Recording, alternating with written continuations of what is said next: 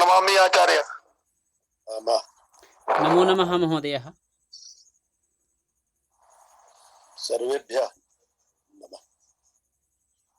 नमो नमः महोदय। नमः नमः। बहुत दिनानन्तरं दृश्यते। भतिजी विवाह आसीत् महोदय, गृहम् अहं दत्तवान् आसीत्। कस्य विवाह आसीत्? भ्रातृजाया? भवतु, सम्यक् कार्यं कृतवान्। दीपक सीधा करो।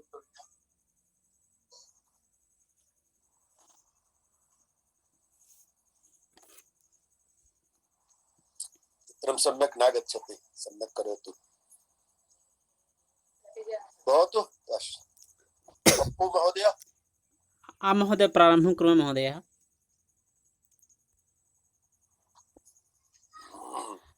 अस्याः 10 कक्षायाः आरम्भे मङ्गलाचरणं कर्तुम् अहम् अद्य श्रीमन्तं गोपालकृष्ण दुबे महोदयं निवेदयामि। अयं महोदयः सम्प्रति अत्रैव झारखण्डे बोकारो नगरे चिन्मया विद्यालये शिक्षकरूपेण कार्यं करोति। इदानीं मङ्गलाचरणार्थम् अहं निवेदयामि। धन्यवादः पप्पू महोदय। शिवस्तुतिमस्ति।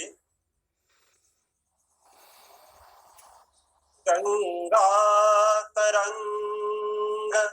रमणीयजटाकलापम्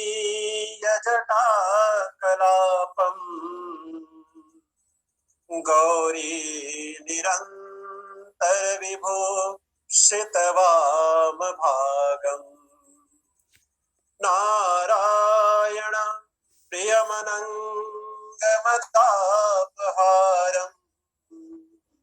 वाराणसीपुरपतिं भज विश्वनाथम् वाचामगोचरमने करुणास्वरूपम् वागीशवेष्णुसुर सेवितपादपद्मम् वामेन विग्रह वरेण कलत्रवन्तम् वाराणसीपुरपतिं भज विश्वनाथम् वाराणसीपुरपतिं भज विश्वनाथम्। धन्यवाद। धन्यवादः महोदयः। इदानीम् अस्यां 10 कक्षायां तस्याः आरम्भे अहम् अद्यतनव्याख्यानस्य कृते आचार्यान् महोदयान् सादरं निवेदयामि। महोदयाः भवतु। सम्यक् मङ्गलाचरणमासीत्। अद्य 12वादनतः 3:30पर्यन्तम् अहं तु एकस्मिन् वेबिनार् मध्ये आसम्। लखनौ विश्वविद्यालयस्य अधुना शताब्दीवर्षः चलति।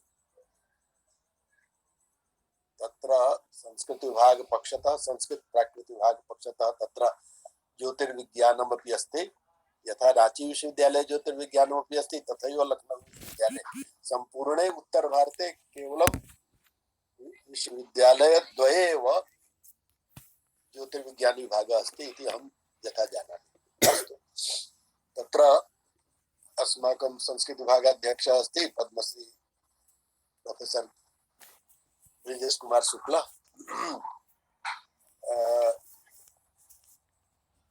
वेबिनार मध्ये अर्थात् संगोष्ठी मध्ये उद्घाटक रूपेण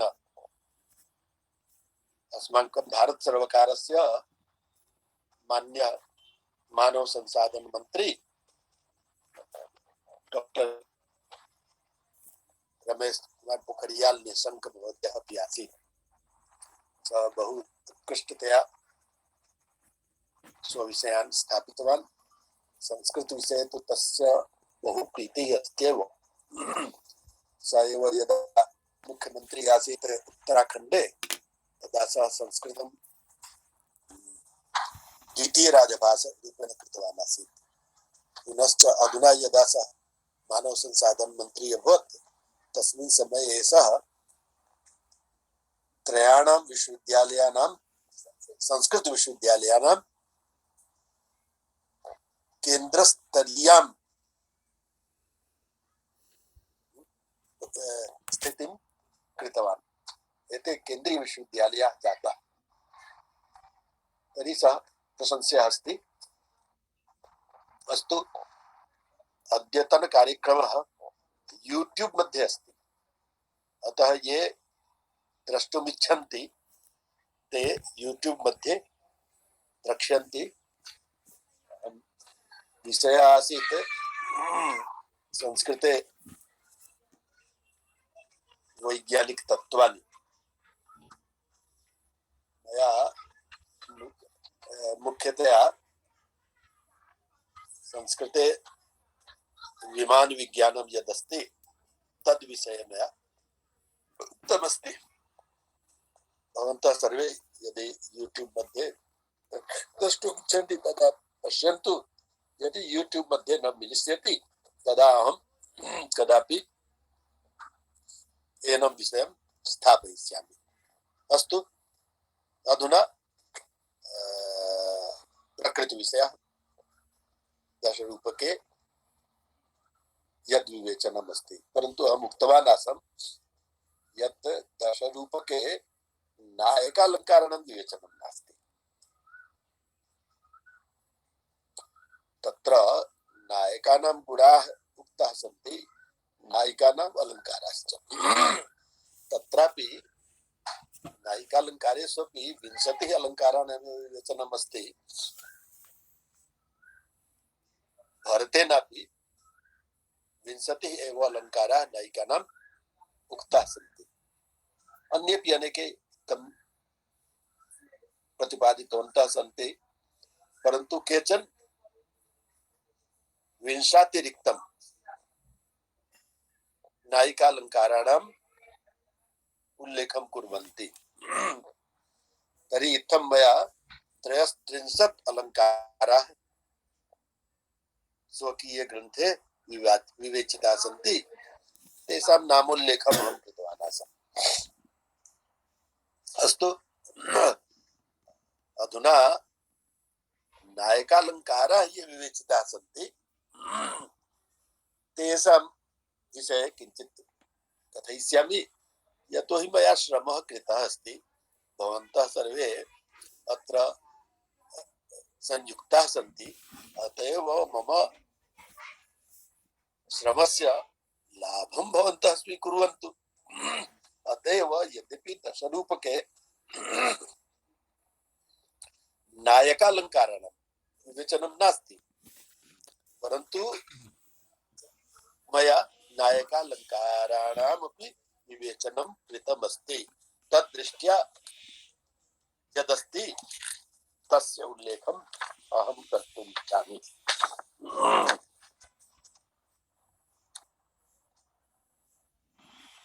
हिंदी भाषायाम् अस्ति।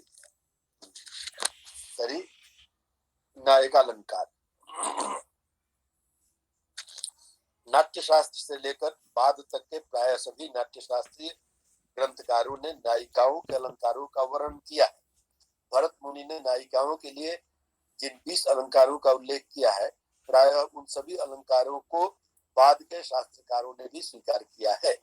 साहित्य दर्पणकार आचार्य विश्वनाथ ने भी भरत मुनि द्वारा प्रतिपादित 20 अलंकारों को उसी रूप में स्वीकार करते हुए स्वभावज अलंकारों के अंतर्गत 8 अंग अलंकारों को भी जोड़ दिया है।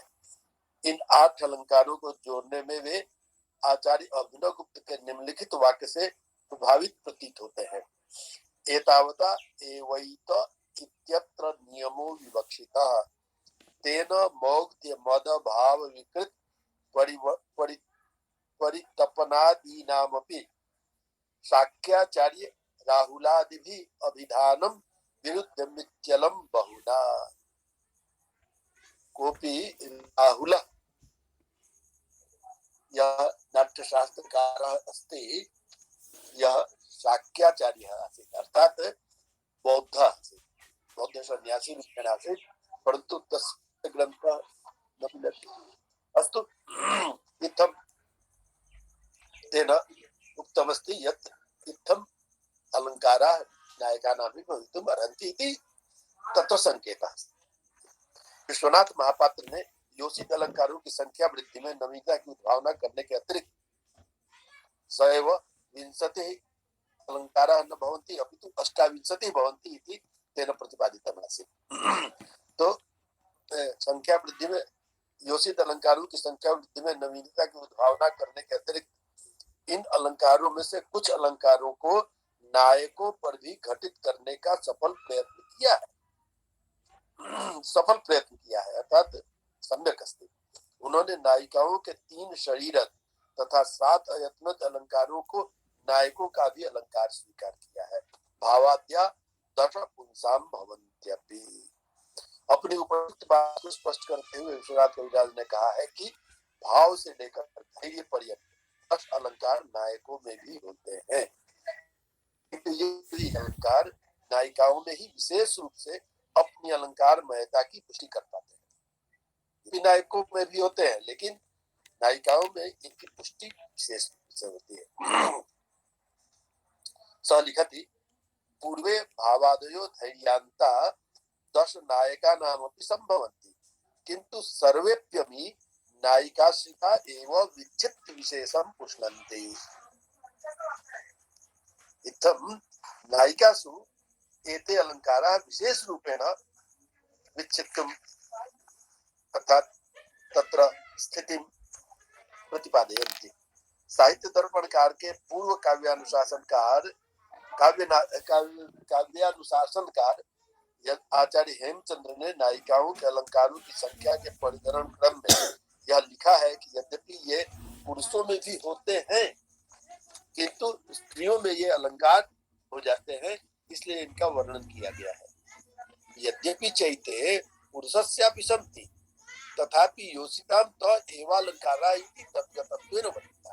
अर्थात सः कथयति यत् स्त्रीषु एते भवन्ति परन्तु पुरुषेषु अलंकारा इति न कथयामः, किन्तु नायिकासु यदा भवन्ति तदा अलंकाराः जायन्ते। अर्थात सः नायकेषु एते गुणाः भवन्ति, एते विषयाः भवन्ति, परन्तु अलंकार रूपेण सः न। वे आगे कहते हैं कि पुरुषों के लिए उत्साह आदि का वृत्तांति उनका उत्कृष्ट अलंकार है। पुंसस्तुत्साह वृत्तान्तेव परोलंकाराः। अर्थात ये गुणाः सन्ति ते अष्टगुणाः एव वस्तुतः नायकानां अलंकाराः सन्ति। इत्थं हेमचंद्रः कथयति। बाद में भोजराज ने इन्हें विलासियों की चेष्टा कहते हुए इनका नाम निर्देश करते हुए लिखा है एला भावस्य भावस्य इत्यादि तेजा।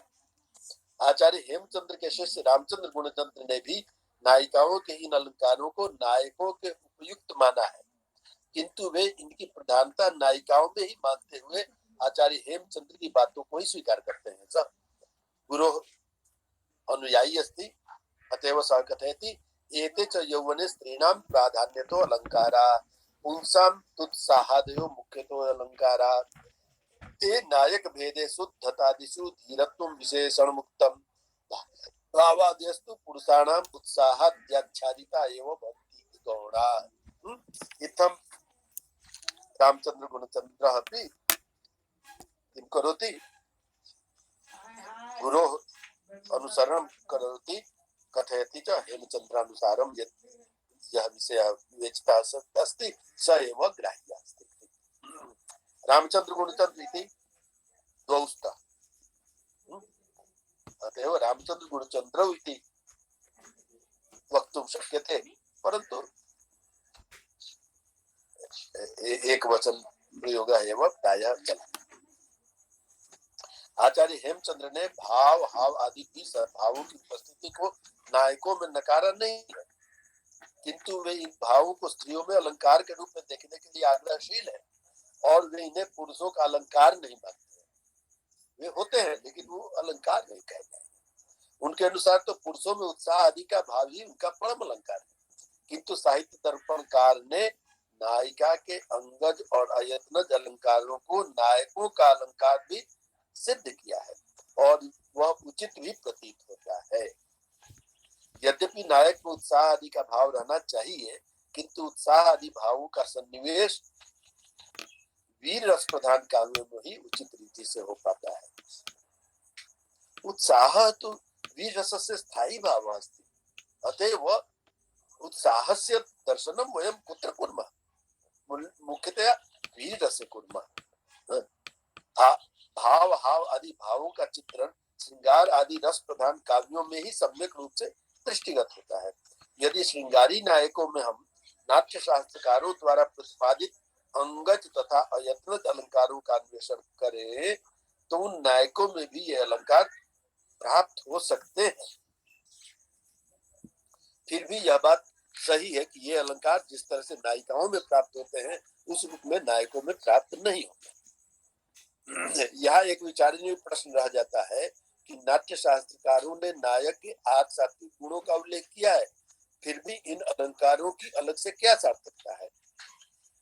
यह एक प्रश्न यह भी उठ खड़ा होता है कि यह सात्विक गुण और अलंकार एक दूसरे से किस रूप में अलग है। क्या अलंकार और गुण अलग है? नायक के जिन 8 गुणों का उल्लेख प्राप्त होता है वे भी सात्विक कहे गए हैं और जो नायिकाओं अथवा नायकों के अलंकार हैं उन्हें भी सात्विक ही माना जाता है।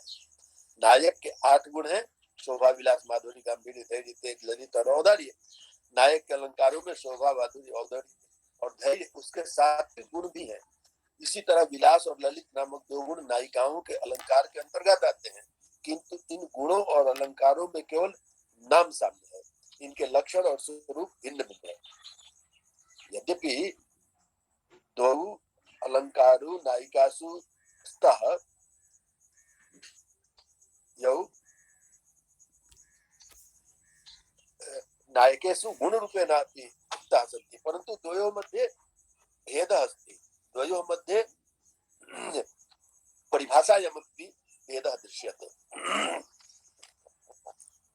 जिस तरह काव्य गुण और काव्य अलंकार में अंतर होता है उसी तरह का अंतर नायक के गुण और नायक के अलंकार में माना जा सकता है। ऐसा विषय यह आगतः आसीत्। भामह के काव्य अलंकार की टीका भामह विवरण में टीकाकार भट्टोद्भट ने गुण और अलंकार में कोई भेद नहीं माना है और उन्होंने ऐसे लोगों जो दोनों में भेद मानने वाले हैं को भेड़ चाल चलने वाला कहा। गतानुगतिको लोका, अर्थात अग्रे यथा कोऽपि गच्छति तथैव अनुसरणं वयमपि कुर्मः। एतदर्थम् उदाहरण रूपेण कथ्यते यत् मेषाः ये भवन्ति भेड़ तेषु एकः यदा अग्रे गच्छति तदा तस्यैव अनुवर्तनम् अन्ये सर्वे कुर्वन्ति, अतएव भेड़ चाल इति कथ्यते। अर्थात स्वयं न चिन्त्यते यत् सम्यक् अस्ति न वा कुत्र गच्छामः इति एतस्मिन् विषये विचारः न क्रियते, सः एव विषयः कथ्यते भेड़ चाल इति। तर्हि सः कथयति यत् गुणालंकार्योः मध्ये भेदः यद्यपि भरतेन कृतः अस्ति अतएव सर्वे कथयन्ति यत् भेदः अस्ति, अन्यथा भेदः नास्ति इति कः कथयति? भट्टोद्भटः कथयति। भट्टोद्भटः कुत्र कथयति? सः भामहस्य काव्यालंकारः यः ग्रन्थः अस्ति तस्य टीकायां कथयति। अस्तु, किंतु दोनों में अंतर तो है ही। इसी अंतर को प्रतिपादित करते हुए आचार्य वामन ने कहा है कि काव्य शोभा के करने वाले उत्पादक धर्म गुण कहलाते हैं और काव्य शोभा को बढ़ाने वाले धर्म अलंकार होते हैं। यह अस्विवचनम अस्माभिकृतमस्ति। काव्य शोभायाः कर्तारो धर्मः गुणाः तदतिशय हेतवस्तु अलंकाराः। इत्थम् एकत्रैव सः द्वयोः मध्ये भेदं करोति। काव्य गुण तथा काव्य अलंकार के भेद को प्रतिपादित करते हुए आचार्य मम्मट ने कहा है, यह उक्तवन्तः आसन् ये रसस्यांगिनो धर्मा शौर्यादेव जीवात्मना उत्कर्ष हेतुवस्तेषु रसनस्थितयो गुणा उपकुर्वन्ति तं सन्तं यंगद्वारे जाति आराधिवद अलंकारास्तेनुप्राशोपमादया। इस तरह गुण वह धर्म होता है जो अंगी रस का अपरिहार्य उत्कर्षाधायक तत्व होता है, और अलंकार वह धर्म होता है जो अंगी रस को उपकृत अथवा उत्कर्ष युक्त करता है। द्वयों मध्य भेदा। गुण वह धर्म होता है जो अंगीरस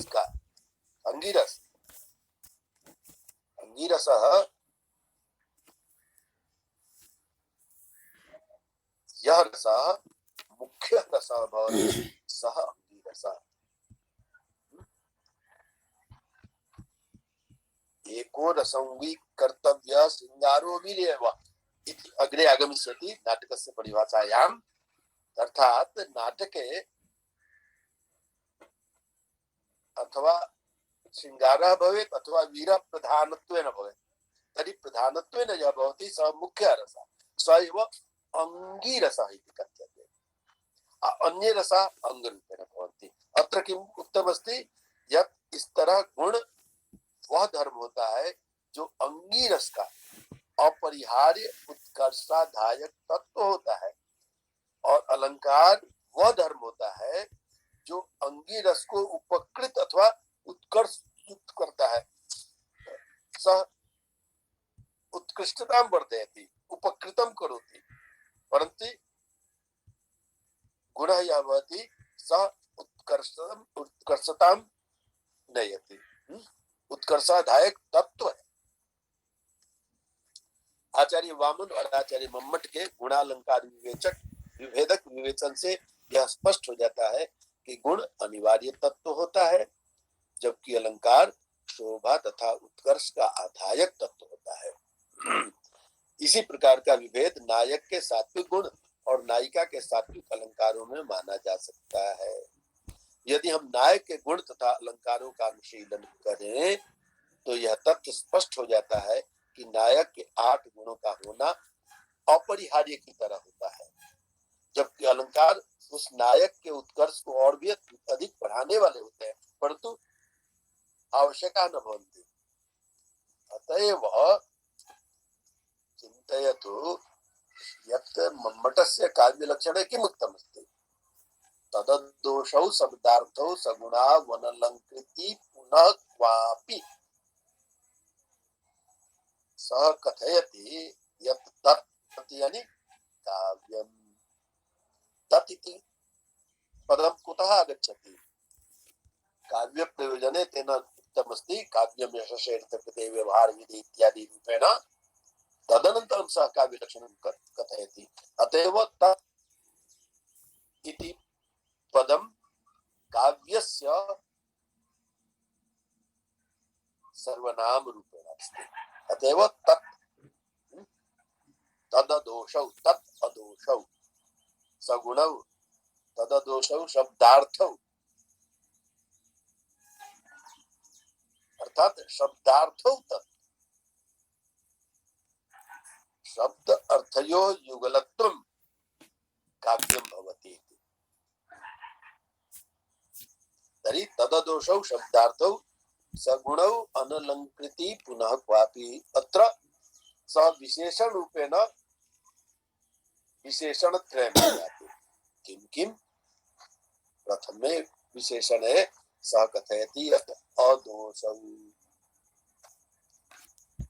अदोषौ इत्यत्र द्विवचनम् एतदर्थम् अस्ति यतो हि विशेष्य पदं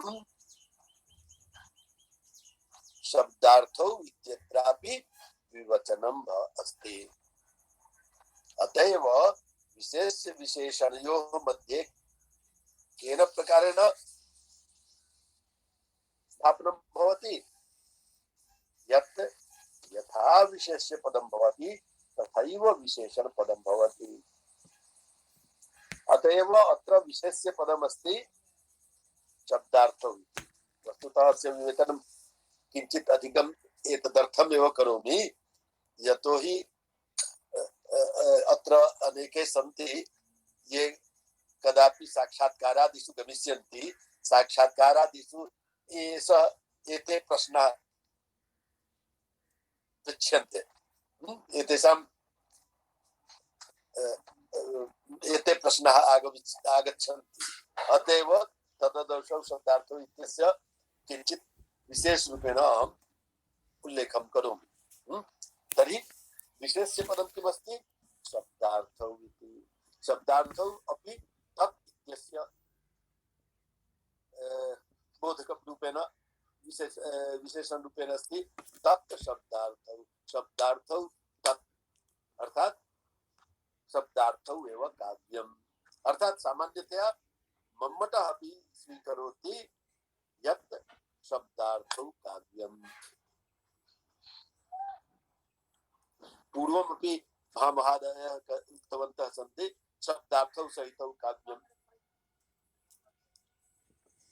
इत्थं मम्मटः अपि किञ्चित् भिन्नतया न कथयति यथा पूर्वं जनाः सन्ति ते यथा उक्तवन्तः तथैव एषः कथयति न केवलम् एषः अपि तु अन्येपि पश्चात् ये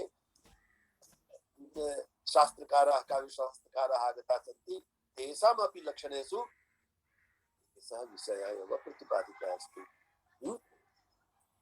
तर्हि शब्दार्थौ काव्यम् इति मम्मटेनापि प्रतिपादितम् अस्ति परन्तु तस्य विशेषणरूपेण सः विशेषणत्रयं ददाति प्रथमं विशेषणमस्ति अदोषौ इति परन्तु यत्र अदोषौ अर्थात दोषरहितौ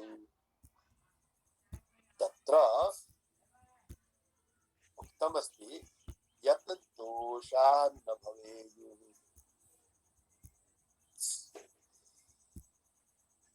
इदमेव पदं विश्वनाथ महापात्रः स्वीकरोति कथयति च यत् अत्र दोषः अस्ति अत्र इदं लक्षणं सम्यक् नास्ति कथं सम्यक् नास्ति सः एतदर्थम् एकं श्लोकं तत्र स्थापयति कदापि मया एषः श्लोकः उक्तः आसीत् यथा अहं स्मरामि तथापि अद्य पुनः तं श्लोकम् एकवारं श्रावयामि सः कथयति यत् इदम् एकं काव्यमस्ति किं काव्यमस्ति न्यक्कारो ह्ययमेव यदर्यस्तत्राप्यसौ तापसः सोऽप्यत्रैव निहन्ति राक्षसकुलं जीवत्यहो रावणः दिक् दिक् शक्रजितं प्रबोधितवता किं कुम्भकर्णेन वा स्वर्गग्रामटिका विलुण्ठनयतो क्षुण्णैकिमेभिर्भुजे किम् अस्य व्याख्यानं करोमि अथवा अग्रे भवामि प्रणमामि सर व्याख्यानं भवेत् भवेत् व्याख्यानं भवेत् आचार्य भवान् तु जानाति भवत् तथापि तर्हि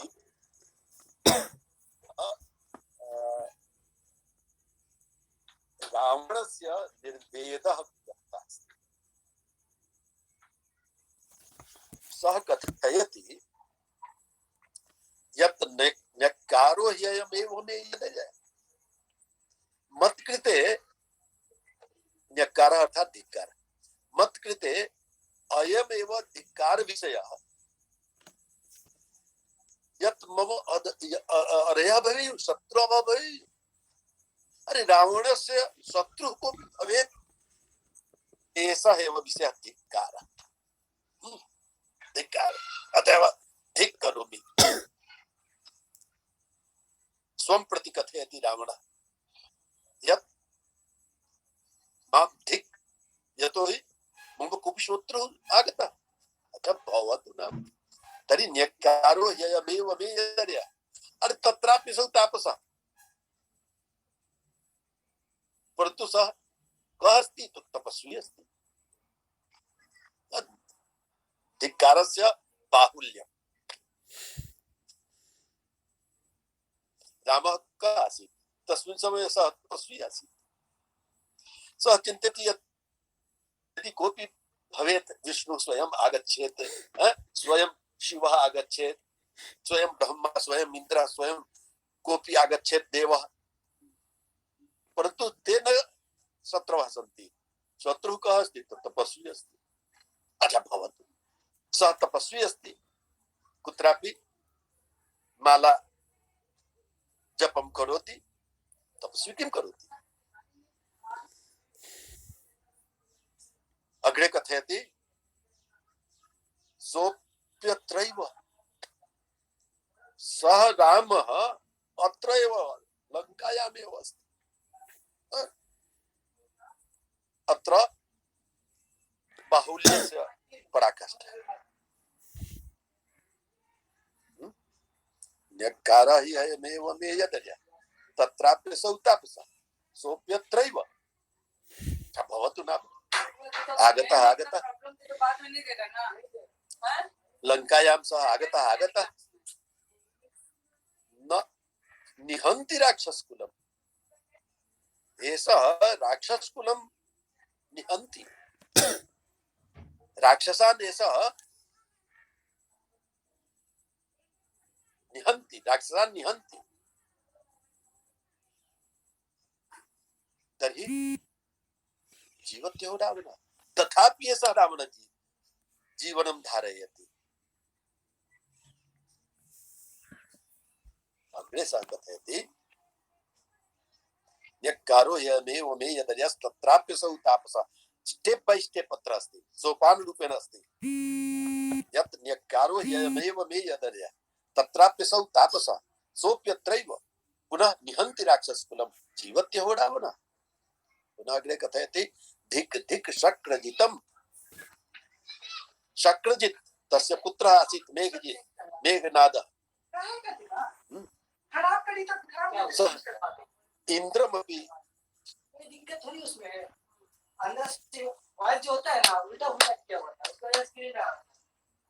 सः इंद्रमपि इंद्रोपरि अपि विजयं प्राप्तवान् आसीत्। तर्हि धिक् धिक् शक्रजितम्। तस्य मेघनाद इति नाम न कथयति, सः कथयति यः शक्रजित् अस्ति, इंद्रजित् यः अस्ति, धिक् धिक् धिक् शक्रजितम्। पुनः कथयति प्रबोधितवता किं कुम्भकर्णेन वा। कुम्भकर्णस्य जागरणं बहु कष्टेन भवति। सः कुम्भकर्णः अपि जागरितः, सोऽपि किमपि न करोति। अग्रे कथयति स्वर्गग्रामटिका विलुण्ठन वृथोच्छूनैः किमेभिर्भुजैः एतौ मम भुजौ यौस्तः तौ किं कुरुतः।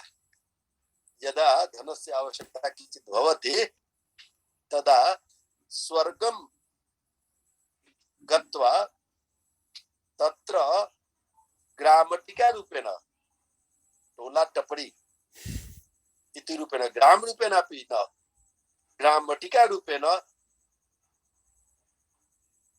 ततः लुण्ठनं कृत्वा अहं धनम् आनयामि, तर्हि एतौ मम भुजौ अपि गच्छौ। अत्र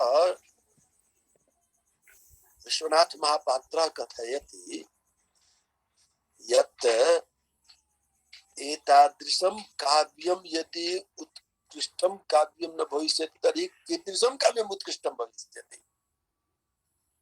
परन्तु अत्र दोषः अस्ति, सः दोषः अस्ति यत् विधेया विमर्श दोषः। पूर्वं न्यक्कार शब्दः आगतः, पूर्वं विषयम् उक्त्वा तदनन्तरं वक्तव्यमासीत्, अतएव न्यक्कार। परन्तु प्रारम्भे एव न्यक्कार शब्दः अस्ति, अतएव अत्र काव्यशास्त्रानुसारमेव दोषप्रकरणे सप्तमे उल्लासे दोषप्रकरणमस्ति। तत्रापि काव्यप्रकाशे अपि सप्तमे अध्याये साहित्यदर्पणे अपि दोषानां विवेचनमस्ति। तर्हि तत्र एते दोषाः एषः दोषः परिगणितः अस्ति। तदा एषः दोषयुक्तः अस्ति। भवान् कथयति यत् अदोषौ शब्दार्थौ अदोषौ अस्ताम्, तर्हि अस्य तु काव्यत्वं न भविष्यति। अतएव मम्मटोपरि सः आक्षेपं करोति यत् अत्र अदोषौ इति उक्तमस्ति तत् सम्यक् नास्ति। इत्थम् अदोषौ इति, तर्हि शब्दार्थौ तस्य प्रथमं विशेषणम् अदोषौ, पुनः सगुणौ गुणयुक्तौ, अर्थात् तत्र काव्येषु गुणाः भवेयुः। गुणाः के? त्रयः गुणाः, माधुर्य ओज प्रसादः। तर्हि तेषु गुणेषु केचन गुणाः तत्र भवेयुः।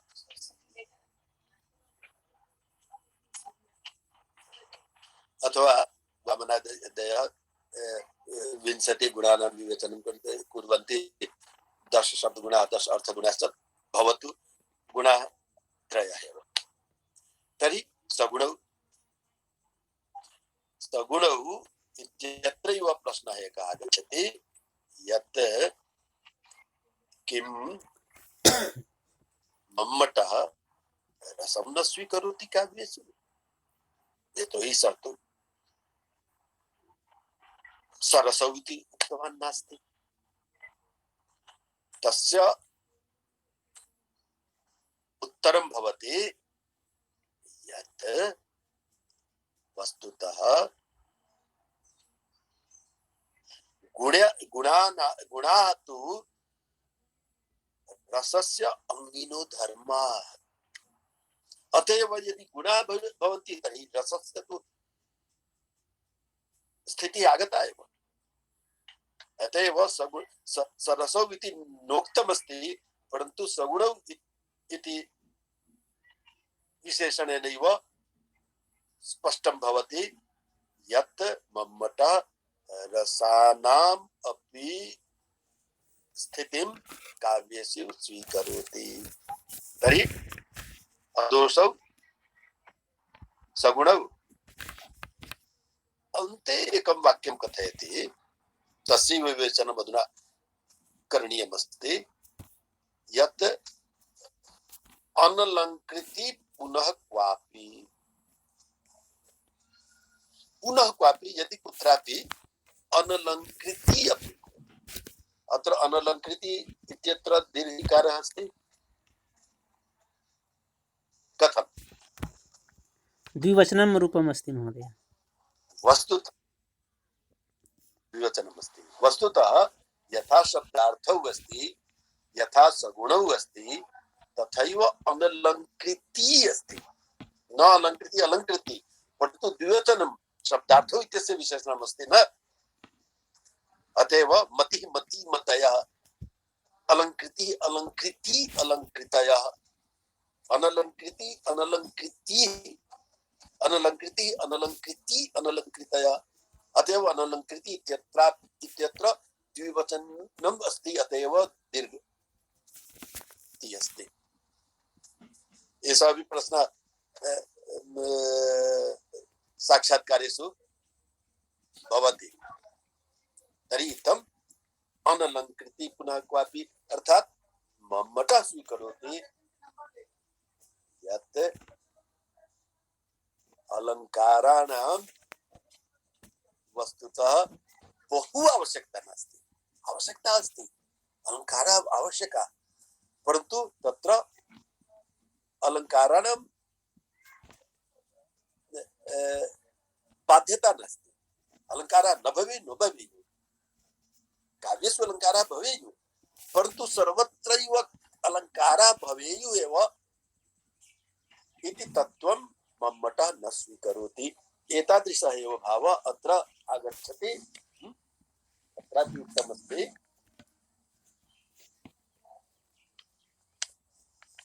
कि नायक के गुण तथा नायक के अलंकारों में एक महान अंतर यह भी दृष्टिगत होता है कि गुणों में अधिकांश गुण ऐसे हैं जो वीरस प्रधान काव्यों के नायकों को लक्ष्य करते हैं, किंतु अलंकार श्रृंगार रस प्रधान कार्यों को नायकों को लक्षित करते हैं। जैसा कि आचार्य हेमचंद ने कहा है कि नायक में उत्साह का प्राधान्य रहना चाहिए, यह बात श्रृंगारी नायकों के लिए प्रकारांतर से आ जाती है, किंतु श्रृंगारी नायकों में यदि भाव भाव आदि 10 अंगज और यत्नज अलंकार हो तो उन नायकों के चरित्र तथा सौंदर्य और भी उत्कर्ष आ जाएगा। इसी उत्कर्ष को ध्यान में रखकर विचार करने पर साहित्य दर्पणकार आचार्य विश्वनाथ के द्वारा 28 योजित अलंकारों में से 10 अलंकारों को नायक के लिए स्वीकार करना उचित प्रतीत होता है तथा भोजराज के द्वारा नायिका के 22 अलंकारों में से 10 को नायक का अलंकार मानना भी उचित है। और वस्तुतः मम्मटस्य काव्य लक्षणम यदुत्तम आसीत् तत्विषय उपरि यथासीत। आचार्य वामन और आचार्य मम्मट के गुणालंकार विभेदक विवेचन से स्पष्ट हो जाता है कि गुण अनिवार्य तत्व होता है, जबकि अलंकार शोभा तथा उत्कर्ष का आधायक तत्व होता है, अनिवार्य तत्व नहीं होता है। एतदर्थमेव तत्र मम्मटेन काव्य लक्षणे अनलंकृति पुनः क्वापि उक्तमस्ति, अर्थात अलंकाराणां बहु आवश्यकता ते अनिवार्य न भवन्ति अलंकाराः, ऐसा एव भाव अत्रापि अस्ति। इसी प्रकार का विभेद नायक के सात्विक गुण और नायिका के सात्विक अलंकारों में माना जा सकता है। अस्तु तर्हि ते अलंकाराः ये सन्ति नायकानां ते सन्ति भावः भावः एतदां विवेचनं न करोमि। भावः भावः हेला शोभा कान्ति दीप्तिः माधुर्यम प्रागल्भ्यम औदार्यम धैर्यम च एते 10 नायिकालंकारेषु उक्ताः सन्ति अंगज अलंकार रूपेण अयत्नज अलंकार रूपेण च। तर्हि एतेषां 10 अलंकाराणां ये नायिकालंकाराः सन्ति तेषां स्वीकरणं साहित्य दर्पणकार विश्वनाथ नायकानाम् अपि अलंकार रूपेण करोति, परन्तु केचन अन्येपि अलंकाराः भवन्ति। एतस्मिन् विषये मया उक्तमस्ति। सरस्वती कंठाभरणकार भोजराज ने नायिकाओं के अलंकारों में से 10 अलंकारों को नायिकालंकार भी स्वीकार किया है, किंतु उन अलंकारों के नामग्रहण में साहित्य दर्पण का से पर्याप्त पार्थक्य भी रखते हैं। सोपि 10 अलंकाराणाम् उल्लेखं करोति, परन्तु 10 साहित्य दर्पणे ये 10 अलंकाराः सन्ति तेन भिन्नतया एते विवेचिताः सन्ति। केचन साहित्य दर्पण का भाव हाव और हेला सरस्वती कंठाभरण के अनुसार भी नायिकालंकार है। हाँ, सरस्वती कंठाभरण में इसका क्रम उलट गया है और हेला को सर्वप्रथम रखते हुए हाव और भाव को क्रमशः रखा गया है। तत्र नायिकालंकारेण सु हेला पूर्वम अस्ति तदनंतरम हाव तदनंतरम भाव। भोजराज के अनुसार शोभा कांति आदि 7 अयत्नज अलंकार नायक के अलंकार नहीं होते हैं, अपितु कुतूहल परिहास अर्थात हसित चकित व्याज विश्रम्भन अस्य विश्रम्भ भाषण इति चाटु और प्रेमासंधान नायिकालंकार हैं। इत्थम सप्त अलंकारा भिन्नतया सन्ति। इस तरह आचार्य विश्वनाथ और भोजराज के नायिकालंकारों को मिला देने पर 17 नायिकालंकार हो जाते हैं। 17 एतदर्थम यतोहि त्रयः अंगजः अलंकाराः ये सन्ति हेला हाव भाव ते विश्वनाथेनापि स्वीकृताः सन्ति भोजराजेनापि स्वीकृताः सन्ति। अतएव त्रिषु एकत्वम् अस्ति, परन्तु सप्त जे अयत्नज अलंकाराः विश्वनाथेन स्वीकृताः सन्ति ते भोजराजेन स्वीकृताः न सन्ति। तेषां स्थाने सः कुतूहल परिहास चकित व्याज विश्रम्भण चाटु और प्रेमासंधान प्रेमाभिसन्धान इति नाम्ना सप्त अलङ्काराणां भिन्नतया उल्लेखं करोति। अनन्तरम् एतेषां सर्वेषां विवेचनं मया कृतमस्ति। कुतूहल, हसित, चकित, व्याज, विस्रम्भण, चाटु अथवा प्रेमाभिसन्धान तथा प्रेमाभिसन्धान। अस्तु, तेषां सर्वेषां विवेचनं कृत्वा अन्ते मया यत् उक्तमस्ति तस्य उपसंहारात्मकरूपेण यथा उक्तमस्ति सः तद्विषयम् अहं स्थापयामि। इस प्रकार हम पाते हैं कि अनेक शास्त्रकारों ने नायिकाओं के विविध अलंकारों में से ही कुछ अलंकारों को नायक का भी अलंकार स्वीकार कर लिया है। वस्तुतः ये सभी अलंकार नायिकाओं के ही हैं और उन्हीं में इनका समुचित परिपाक दृष्टिगत होता है, किंतु नायकों में भी इनकी अवस्थिति दीख पड़ती है। इसी कमी के कारण आचार्य हेमचंद्र आदि ने नायकों में इनकी विद्यमानता को स्वीकार करते हुए भी इन्हें नायक के अलंकार के रूप में स्वीकार नहीं किया है। किंतु भोजराज और विश्वनाथ महापात्र जैसे कुछ आचार्य ऐसे हुए हैं जिन्होंने नायिका अलंकार के कुछ अलंकारों को नायकों पर घटित करने का प्रयत्न किया है और इसमें बहुत अंश तक सफल भी रहे हैं। आचार्य विश्वनाथ ने भी 10 नायिका अलंकारों को नायका अलंकार माना है और भोजराज ने भी 10 ही नायिका अलंकारों को नायका अलंकार स्वीकार किया है, किंतु भाव, हाव और हेला ही ऐसे 3 अलंकार हैं जो दोनों की दृष्टि में समान रूप से नायिका अलंकार भी है और नायिका अलंकार भी। यद्यपि दोनों आचार्यों ने भाव, हाव और हेला रूप अंगज अलंकारों को नायिका अलंकार के रूप में स्वीकार किया है, किंतु ऐसा प्रतीत होता है कि इन तीनों के स्वरूप निर्धारण में दोनों में पार्थक्य है। भोज ने हेला को प्रथम स्थान पर रखते हुए हाव और भाव को बाद में रखा है, किंतु विश्वनाथ महापात्र ने आचार्य भरत आदि अधिकांश आचार्यों का अनुकरण करते हुए भाव को सर्वप्रथम प्रथम रखा है और हाव तथा हेलो को बाद में रखा है। प्राय सभी आचार्यों ने ऐसा स्वीकार किया है कि भाव ही हाव के रूप में परिवर्तित हो जाता है और फिर हाव हेला के रूप में परिवर्तित होता है, किंतु सरस्वती कंठाभरणकार भोजराज के अनुसार हेला भाव के रूप में परिवर्तित होती है। उन्होंने भाव का लक्षण नहीं दिया है, अतः यह स्पष्ट नहीं हो पाता है कि क्या उनके अनुसार भाव ही भाव के रूप में परिवर्तित होता है अथवा भाव कोई अन्य तत्व है। सह वस्तुतः भावस्य लक्षणम न तत्त्वमस्ति। अस्तु, साहित्य दर्पणकार ने शोभा, कांति आदि 7 अयत्नज अलंकारों को नायका अलंकार के रूप में स्वीकार किया है, जबकि सरस्वती कंठाभरणकार ने कुतूहल, हसित, प्रयास, चकित, व्याज, विस्रम्भण और चाटुर्य प्रेमाभिसंधान को नायका अलंकार के रूप में स्वीकार किया है। सरस्वती कंठाभरण में एक बहुत बड़ी कमी है कि इसमें इन अलंकारों का लक्षण नहीं किया गया है और ये अलंकार ऐसे हैं जिनको बहुत कम ही आचार्य मान्यता प्रदान करते हैं, अतः इनका लक्षण अन्यत्र प्राप्त भी नहीं होता है। आचार्य कुंभकर्ण और श्रेणी जैसे कुछ अप्रसिद्ध आचार्यों के माध्यम से ही हम अलंकारों का स्वरूप निर्धारण कर पाते हैं। वस्तुतः आचार्याणाम तु बहुत्कृष्टा परंपरा अस्ति। अत्र नामद्वयम् आगच्छतः यस्य कदापि अस्माभिः नाम अपि न श्रुतमस्ति।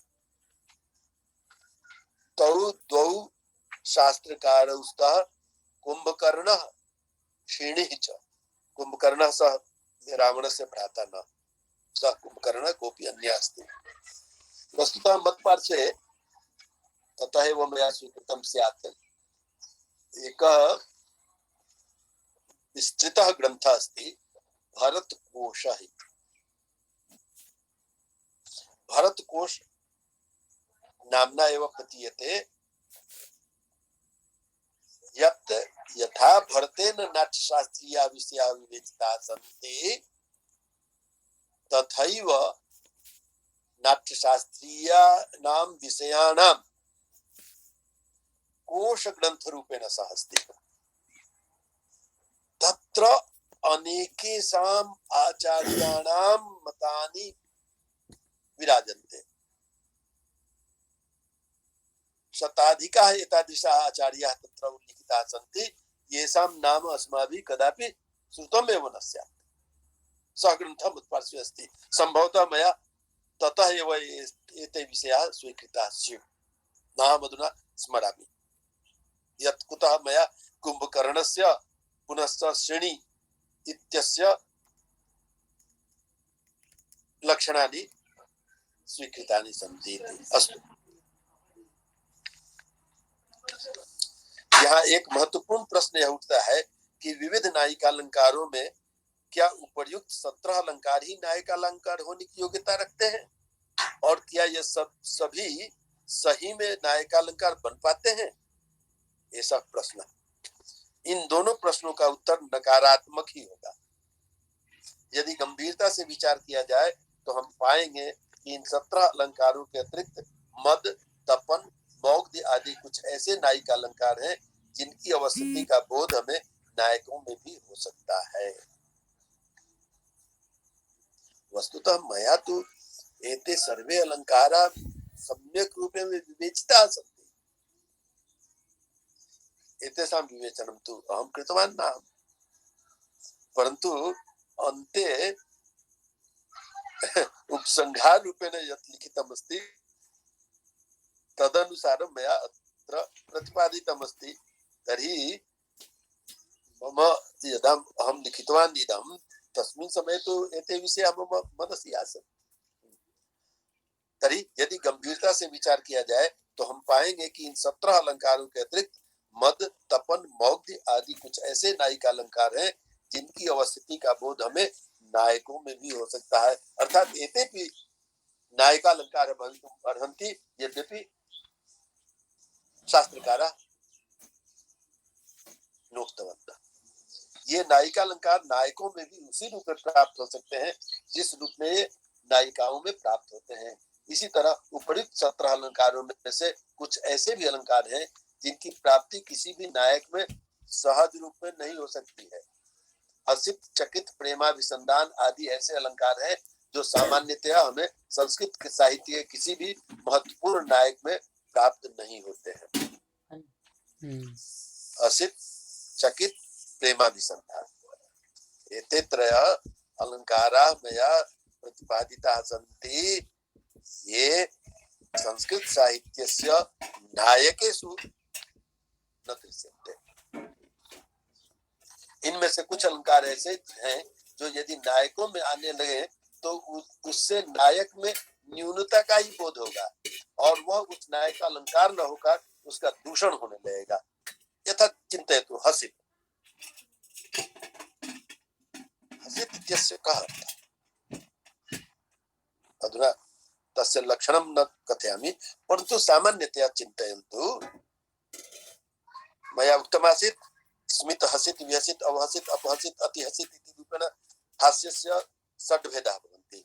तर्हि स्मित नास्ति, हसित अस्ति। तर्हि नायिकाः समय समय हास्यं कुर्वन्ति तत् रोचते, परन्तु यदि नायकः सर्वदैव हास्यं करिष्यति तदा सः नायकः सम्यक् न भविष्यति इति।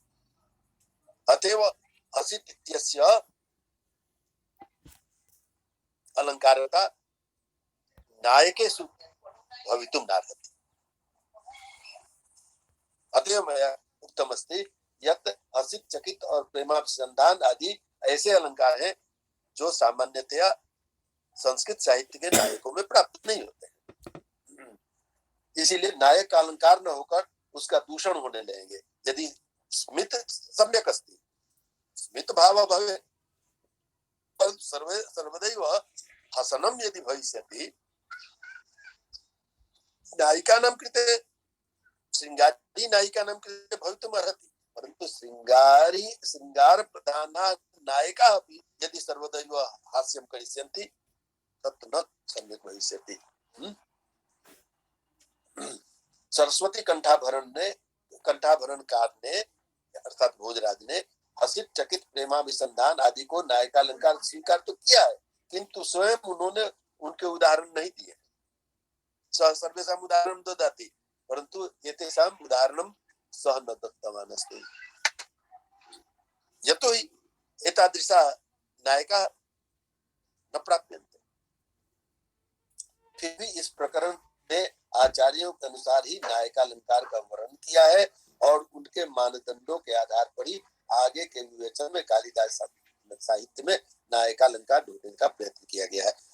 अग्रे एतावन् मात्रायां मम लेखनमस्ति तदनन्तरम् अत्र विस्तरेण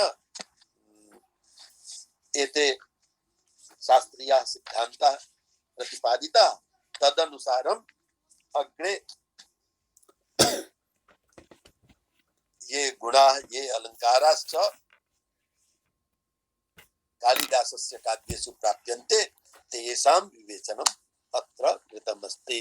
अस्तु, अस्य ग्रन्थस्य यः अंशः मया विवेच्यः आसीत् तस्य विवेचनं मया कृतम्। अस्तु, पञ्चनिमेषाः सन्ति, प्रश्नः कोऽपि भवेत् यदि।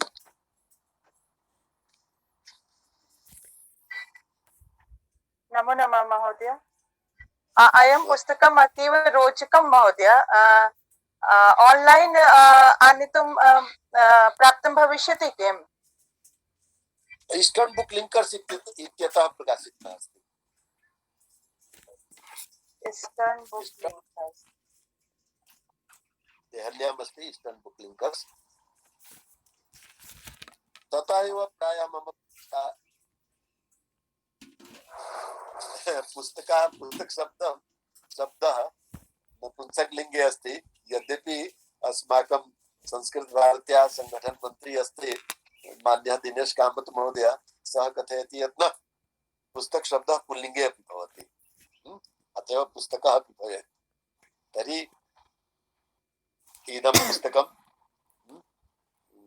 इष्टं मम इदं पुस्तकं सम्यक् भवति। इदं पुस्तकम् अयं पुस्तकः अपि भवति किम्? अपि सम्यक् अस्ति, सः कथयति। अस्तु, तर्हि मम पुस्तकानि ईस्टर्न बुक लिंकर्स इत्यतः एव प्रकाशितानि सन्ति। तर्हि ततः यदि वाञ्छते तर्हि आगमिष्यति। भवतु। महोदयः नमो नमः, पप्पू अस्मि अहं। यथा नायकेषु गुणाः भवन्ति तथैव किं नायिकासु गुणाः न भवन्ति वा? गुणानाम् एव अन्यं नाम अस्ति अलङ्कारः। एषः प्रश्नः मम मनसि अपि आगच्छति यत् यथा नायकेषु नायिकावत् अलङ्काराः भवन्ति तथैव नायिकासु नायकवत् गुणाः कथं न भवेयुः? आं महोदय। गुणाः ये सन्ति ते वस्तुतः शौर्यादिकस्य उल्लेखं कुर्वन्ति। नायिकानां कृते इदम् उचितं न प्रतीयते। हुब्लरी मर्दानी वो तो झांसी वाली रानी थी, तत्र भवितुम् अर्हति, परन्तु यदि अत्र उपस्थिता मधुलिका वर्मा सर्वदैव दण्डं नीत्वा स्थिता भविष्यति विभागे, तदा कोऽपि तत्र गमिष्यति? इत्थं न भवेत्। अतः एव नायिकानां कृते गुणानां सन्निवेशः उचितः नास्ति इति शास्त्रकाराः उक्तवन्तः सन्ति। महोदय, पुस्तकस्य नाम एकवारं पुनः कथयतु कृपया। इदं पुस्तकमस्ति कालिदास साहित्य एवं काम कला। महोदय, एकवारं तस्य मुख्य पृष्ठस्य चित्रं भवन्तः दर्शयन्तु इति अत्र भविष्यन्ति। आं महोदय, किञ्चित् उपरि कुर्वन्तु इति। आम् अभवत्। अस्य प्रथम खण्डस्य नाम अस्ति नायक नायिका गुणालंकार। इत्थमेव द्वितीयस्य चत्वारः खण्डाः अस्य प्रकाशिताः जाताः सन्ति। अन्येषां खण्डानां प्रकाशनं जातं नहि। सापि अस्माकं या निर्देशिका आसीत् प्रोफेसर सुषमा कुलश्रेष्ठ महोदया सापि दिवङ्गता अस्ति। अस्तु, इत्थमेव भवति। 10 खण्डेषु एषः ग्रन्थः प्रकाश्यः आसीत्, परन्तु सः नाभवत्।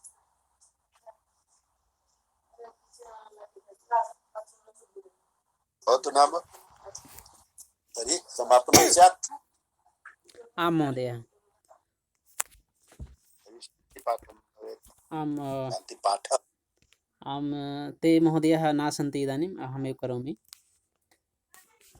ॐ सर्वे भवन्तु सुखिनः, सर्वे सन्तु निरामयाः, सर्वे भद्राणि पश्यन्तु, मा कश्चित् दुःखभाग् भवेत्। ॐ शान्तिः शान्तिः शान्तिः। सर्वेभ्यः नमः महोदय। तो मिलामः। नमो नमः आचार्य। नमः। प्रणमामि। धन्यवाद।